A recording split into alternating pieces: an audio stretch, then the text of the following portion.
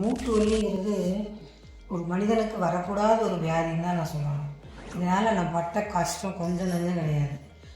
இது வரைக்கும் எனக்குரிய ஒரு 5-6 வருஷமாகவே இந்த முட்டு வலியால் நிறைய சிரமங்களை நான் அனுபவிச்சிருக்கிறேன்.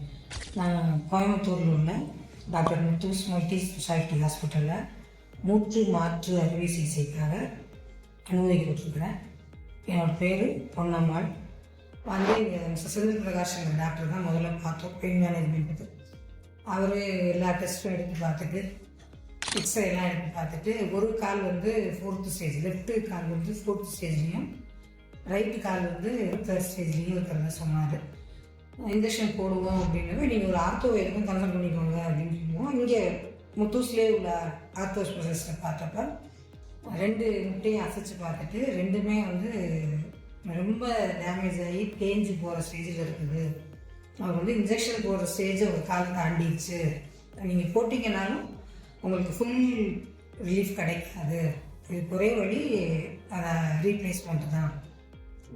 முதல்ல இடது காலுக்கு செய்கிறேன்னு சொல்லியிருக்கிறாங்க, ஒரு நாள் கேப் விட்டு வலது காலுக்கு செய்கிறேன்னு சொல்லியிருக்கிறாங்க.